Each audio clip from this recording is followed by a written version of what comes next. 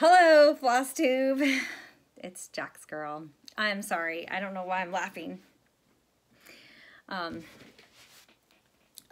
need to get my hair done. I really do. The gray, I'm tired of it.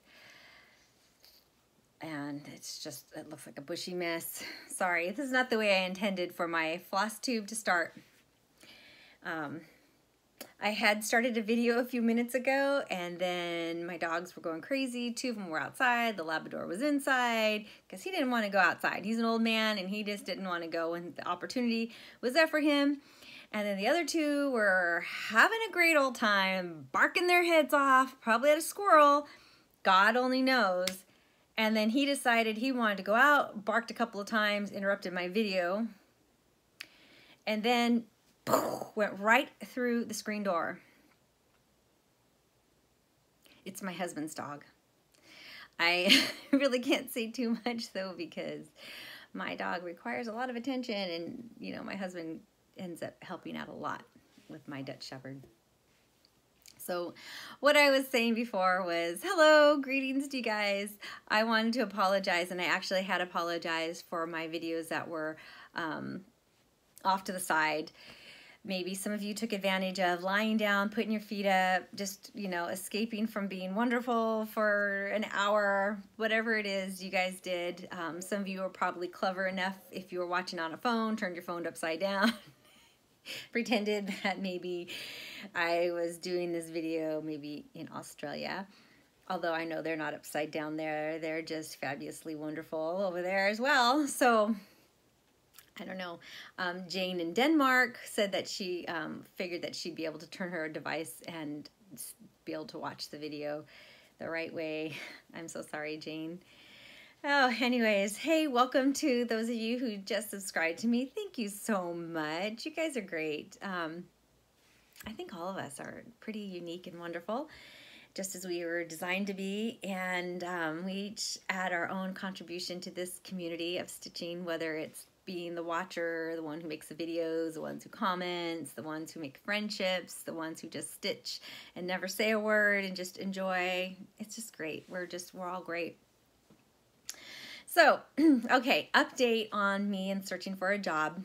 So I did have a job interview, and then I realized that it was like basically a headhunter, which is fine. Sometimes they find jobs for nurses, but he wanted me to go back to work full-time, and he was offering me a position for full-time at the hospital that I wanted, and I've made the decision that I want to do per diem. So if you're not familiar with that term, which is fine too, per diem is like by day or per day they hire you. Usually for a nurse, that means that she's scheduled to work at least 1 day a week. Some hospitals say, well, you are committed then to so many shifts a year, or they'll do a pay period, and you could either do them all in one lump sum or hardly at all, or you know, spread them out, whatever. The nice thing about being per diem, though, is a lot of times you can pick up extra shifts if you want to, and there's usually someone who says, I need the day off, I need a break, can you switch, can you swap, can you just take my shift? Hey, we've had some sick calls, can you pick it up? So that's fun. Another benefit of doing per diem is that you often get paid a little bit more because you're not getting the benefits of insurance. And if you have that luxury to be obtaining insurance through other means and you don't need it through your employer, it's sometimes a good way to go. So I've always worked full-time, and it's kind of exciting to maybe do per diem and then work extra shifts as needed or as wanted. So then I'm, all these run-on sentences, and then I can spend more time at home and get the things done here that need to be done. I've really taken advantage of this time off, putting my feet up, getting some stitching done, starting to get some housework done. So there's a lot of clutter, a lot of papers have piled up, a lot of dust has climbed high, and so little by little I'm going through and cleaning. I'm not the fastest at it because I'd rather be stitching or doing nothing or reading. I've been reading. Anyways, let's get to the stitching. So what I did want to share here with you guys is, back to the working thing. My husband said that he wouldn't mind if he said, if it's okay with you. My husband is fabulous. I have to tell you guys, my husband is really a wonderful man. But he said, of course, if it's okay with you, if you wouldn't mind maybe holding off on getting a job until after the holidays. Yes, I would like that. I don't know. I am going to continue to look for a job because it does sometimes take a while to get a job, get all those interviews, because a lot of times they have more than one person interviewing in a group, and so getting everybody together. And then with the holidays coming, it does kind of give a crunch with time and such, so we'll see. We'll see. Anyway, so I'm pretty happy about that. Oh, excuse me, I got dust. After chasing those dogs, and then when they knocked down the screen door, the Labrador, Phoenix. He's named after the meaning of Phoenix, which is to rise after death or something like that. My husband named him. It was his. I know I've mentioned it before. He was dropped off at a vet because he was a sick puppy. The vet helped to cure him, and then asked my husband if my husband would adopt him and take his bills and all that, and my husband did, because my husband has a great heart. So Phoenix is back from the dead. Anyways, he knocked down that screen door, so I had to tell my husband about that. I put it back up, so I think we'll be okay. That poor door, that dog has gone through that door so many doggone times. It's not because he can't see it. He's just a musclehead and just, I don't know. He's a dog. He's sweet, though. I love him. I can go on and on about my dogs all day, but I won't, because you guys are here for stitching. So, 7 minutes in, I'll show you guys what I'm up to. I have been exclusively, basically, working on who I affectionately call Taddy Scarecrow, because he came out of here. And this is a 365 cross-stitch designs, and this is from 2018. And it has all these lovely, my poor book is getting all banged up. It has all these lovely patterns in here. I'm just super cute and adorable. About a year and a half ago, I was like, yeah, they're too cutesy for me. I like more realistic stuff. You know what? I have so changed my ways. Anyway, so it talks about this scarecrow being our Taddy Scarecrow. So I affectionately call him Taddy. So that's him. And I know the last time I shared him with you, I was working on the jeans in there. I'll show you guys where I am. This is I believe, an 18 count Floba, which is really, really, really nice. Let me tell you guys, it kind of reminds me of, what do you call that sack? I can't think of it.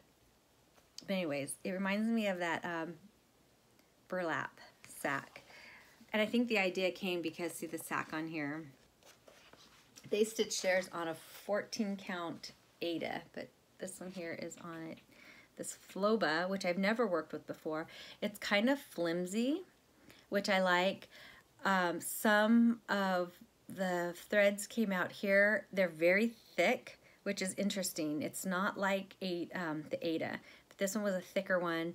And once they came off, it didn't keep shredding. So hopefully that'll be it, because there was just a few off of here and then a few there. So not a big deal. It's a different, I don't know how to explain it. When I'm stitching on it,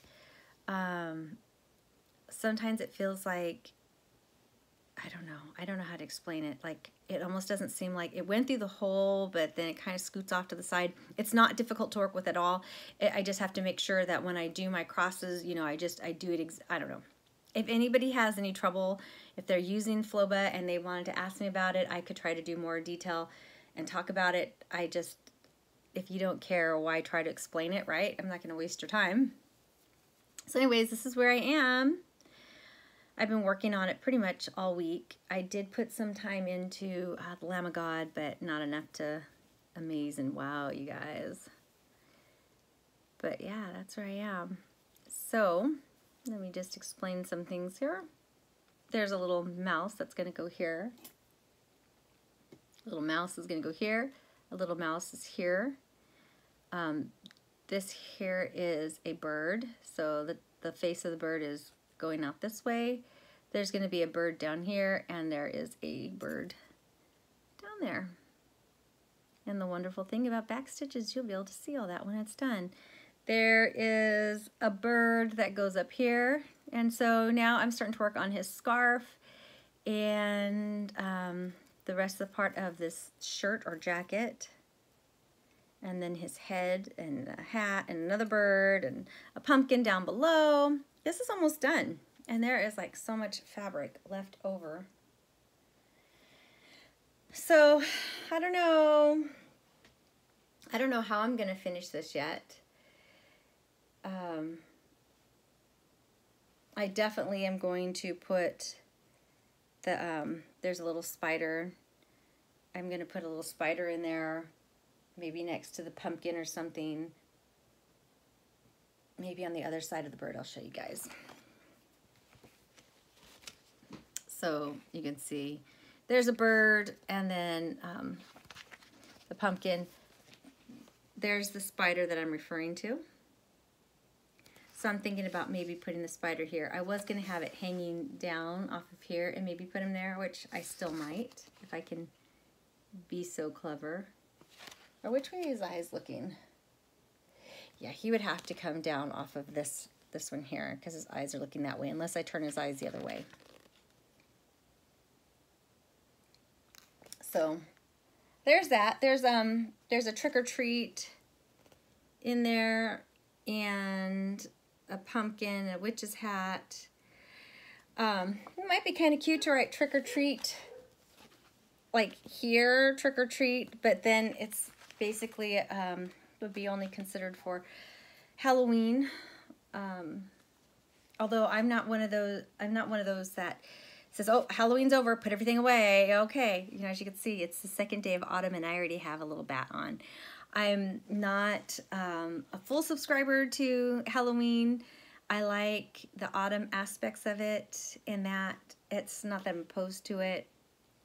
I don't like the frightening parts of it. I don't like the ghouls and nasty, creepy goblins and the creepy, scary stuff. I'm not into that. I like more happy, joyful things. And so, a cute smiling witch, cute smiling pumpkin, maybe one with I don't even mind like a witch who's got a grumpy face.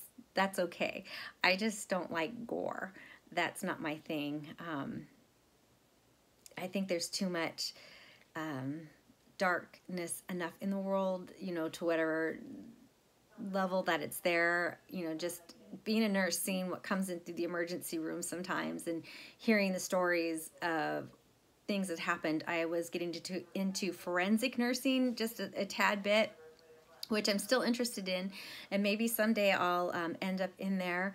But there is a lot out there that wish didn't exist, and so for me, I don't even think it's playful or funny or cute or worth my time to even think that it's entertainment. I don't.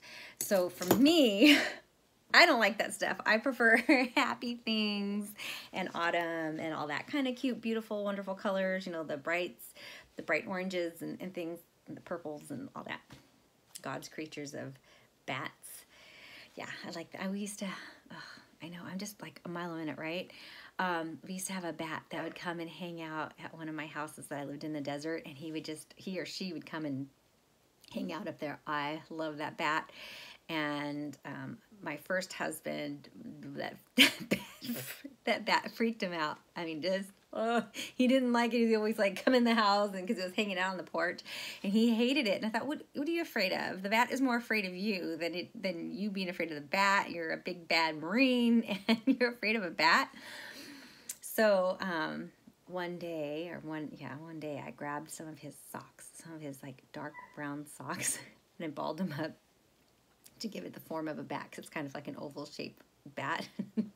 And then I took some really sticky packing tape, and I stuck it up in the corner of our ceiling in our bedroom and tried to scare him in the dark. We would play some good pranks like that every now and then. Those are some of the good times. Anyways, so that was fun, but yeah. All right, using all the called for threads except for the ones that aren't called for, but I'm trying to use up. One of the things they had called for was 666, which is this red that you probably can't see well because that didn't help much, but whoa. Let's see, so 666. Can you see it better? Nope. Okay. One of these days I'll figure out lighting like the rest of the world.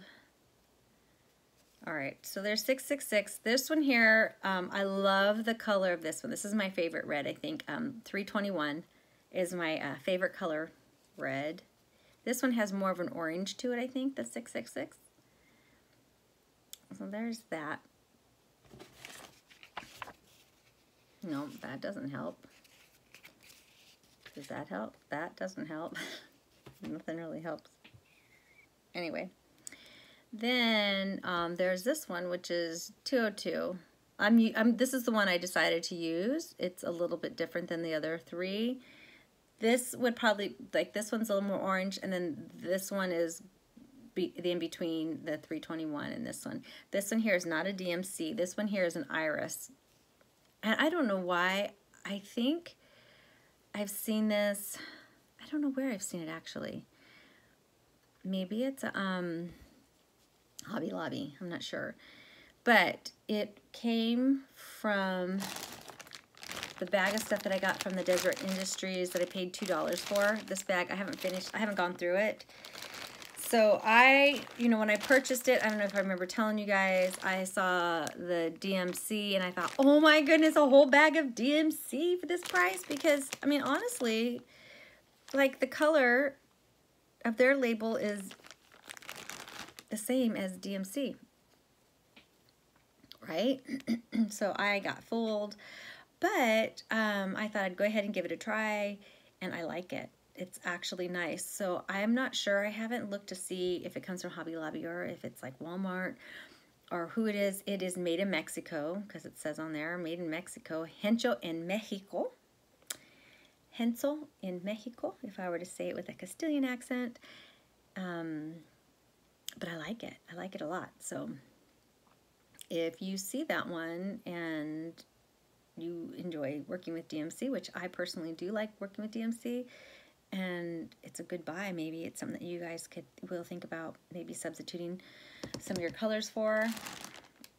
So I'm going to choose, I need to choose an orange out of this collection. I think, well, look at those. Look at those colors. Yeah.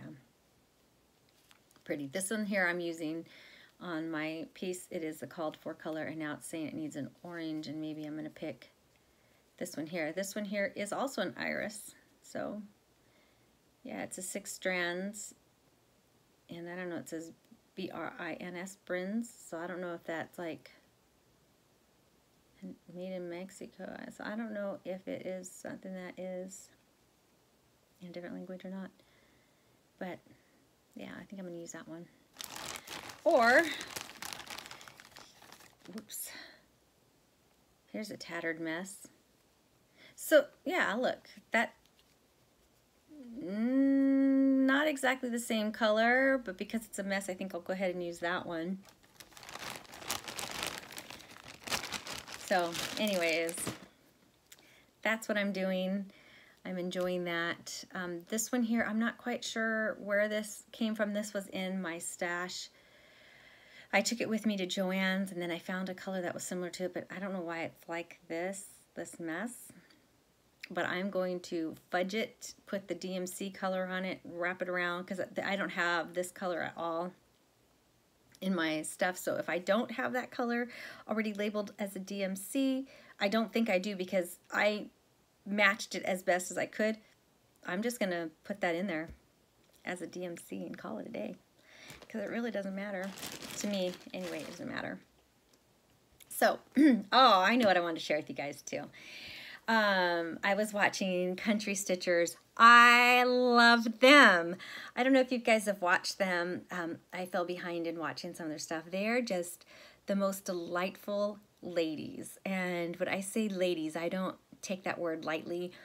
Now, I was told that the word lady means someone who, you know, watches how she speaks and the way she sits and the way she acts and the way she behaves. And I know that the real meaning of a lady is more of like a regal term.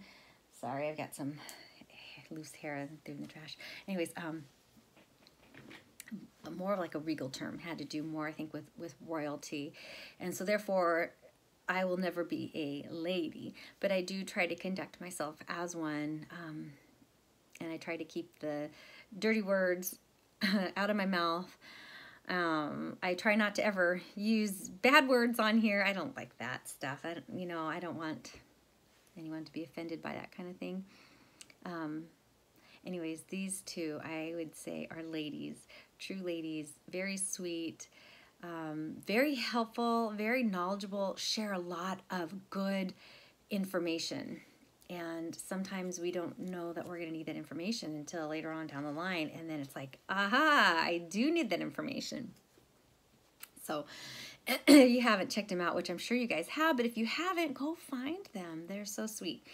So they were talking about a couple weeks ago about the Danish stitch versus the English stitch. And the interesting thing is that a couple of days prior to that, I was watching a video from, I want to say it was Fig and Ivy. I think that's the name of the channel.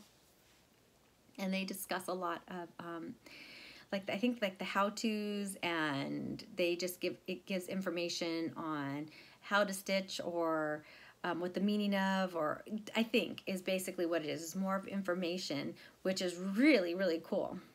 And I have a good friend in Denmark, who I've been chatting with a lot lately. And so that, I think, intrigued me as well, because, you know, Danish versus English, what is the difference in the stitching? And so from what I learned from there is that it depends on how you do your stitching. And I know that the Country Stitchers were also discussing that as well. But what I got from it was, from the Fig and Ivy, was that if you were to do your crosses, you know, each one, you know, with both legs at each part, that would be English stitching. I'm going to turn this bright light off. Sorry. And if you do your stitches where you just go across, and then come back and then complete your X's, that would be considered Danish. And so either way is acceptable, whatever you're comfortable doing. And I know that I have mentioned to you guys before that it matters to me what the backs of my my projects look like. I have seen people where they have done projects, and when you look at their back, it is immaculate. And there was one project, there was one piece that I found in a thrift store. They wanted $5 for it, which was actually, you know, an acceptable amount. But the theme wasn't something that I necessarily wanted. It was a little boy sitting on top of an elephant, which was super cute. Like, the little boy was like an Indian, like from India. And so I know some people collect that kind of stuff, and I thought, you know, if I have it in my collection, it would just kind of like sit and hide, where somebody else might put that on display. And so, you know, I thought, well, if it's there for a long enough time, then I would consider going ahead and picking it up, but it didn't stay there very long. So thankfully, somebody else thought it was wonderful and took it home. But when I looked at the back of it, the back was amazing, and I didn't understand how they got those stitches that way. I finally figured it out. I know how they did it. So let me show you guys. This is the back of my project. And for example, we will go with, let's look at this here, the stake for this. Sorry, I'm listening to a radio. Look at the stake here. So you can see the difference. Now, what happened here? What's going on? The stitches are all the same here, right? you really don't notice a little bit maybe, and that might be the same spot where it is. It could be my tension. I'm not quite sure. And actually, let me see. I'm trying to look through. Is it right there? Yeah, that's where the difference in the stitches is. So I'll tell you what the difference was. This here was all Danish. And then I watched the Country Stitchers, and they had made the comment that it was actually said that when you do English versus Danish, that actually the English was the more correct way, I think, of or the more standard way of stitching. So I thought, okay, I'm gonna try that, because I like to do things the right way, or what I think is the right way, or what I'm told is the right way. It might just be the nurse in me, I'm not sure, because I don't have any other issues other than that. But I have lots of issues, people. I'm just kidding. Ask my husband, he'll name them all for you. But he's such a wonderful guy that he's not here to tell you guys. No, anyhow. So anyway, so I thought, okay, I'm gonna go back, I'll do the English way. Well, you know what I decided? I'm not doing the English way. I'm gonna be Danish with my friend in Denmark, and I'm gonna do it the Danish way. And the reason is because this were the Danish stitches, which I think look a lot neater. Ooh, I just felt dizzy. Ugh. That was weird. Okay, I'm just trying to catch my breath here for a second. Hold on. Ooh, a little dizzy. I'm just gonna let it pass. Hold on. Okay, feel better. I might be because I'm talking so much. I'm just gonna have a little sip of something here, okay?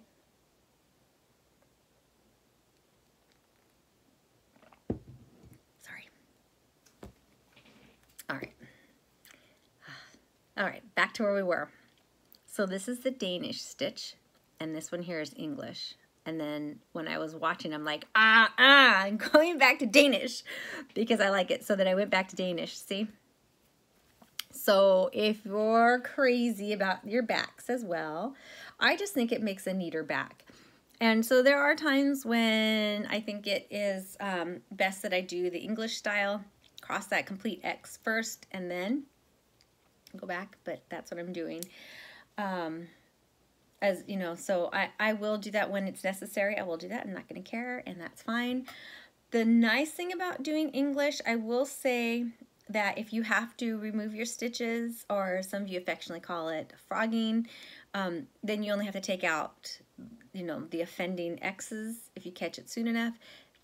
If you do it Danish and then you catch it, then you might have to, you know, like take out quite a bit and put them all back in to do it correctly. So, yeah, the choice is yours, but I'm going to stick, I think, with Danish. And another topic that they brought up was, besides the licking of the floss, oh my goodness, how funny. Like, some of us are on the same wavelengths talking about floss licking. I am not a floss licker. I've said it before. I used to be. I stopped doing that years ago. And some of it had to do with someone had explained to me with how to floss my needle, or how to put the needle in, thread in my needle. So I'll share with you guys the way I learned from a FlossTuber years ago, and I don't remember who it was. It was somebody who was kind enough to take the time to tell me. So you have your needle, correct?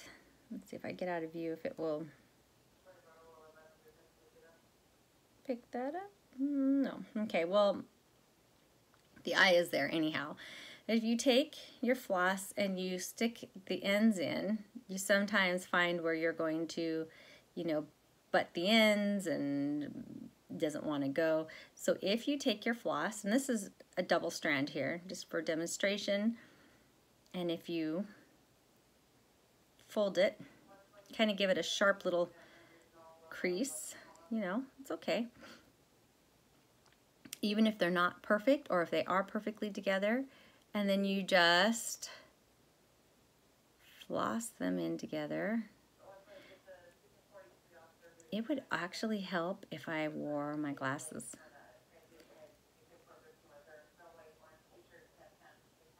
But anyway, so you can kind of seesaw it on there, Voila, right? And sometimes even if it's just like a little bit, you can still pull it. So I'm going to just pull it anyhow, even though, because I've got a big piece of it. So there you go. No saliva required. Save that DNA for something else, right? Okay. Yeah, so you could do that. And then something else they're talking about on the country stitchers, they were talking about where they've found their needle. I lose my needle all the time in the bed. I've been doing that a lot lately. Been stitching a lot on my bed. Lazy bones. So then I thought, well, I need a pin cushion maybe. And I have some old pin cushions, and some came from my grandmother, and this one actually, I can't remember where this one came from. It was either my grandmother or my great aunt, but obviously they made it. They were probably, you know, just trying something out, maybe trying to work something out. But I'm using it as a pin cushion.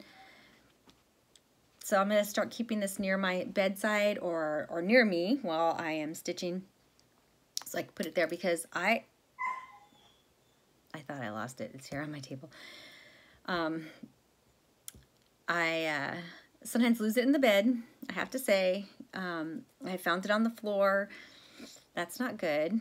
And I will search for it too, because I don't want to step on it or, you know, accidentally stick myself with it, or the dog, or my child, most importantly, my husband, because then he'll get mad. Yeah, I had a waterbed once and I lost it in my bed, and I never did find that thing. And I remember my first husband was like, you better find that thing if it pops a hole in the bed. I don't know whatever happened to it. And even after we drained the bed and got a real mattress, I don't know whatever happened to that needle. It disappeared. I'm sure it went into the carpet somewhere. Anyhow, yeah, I have a habit of sticking it in my shirt.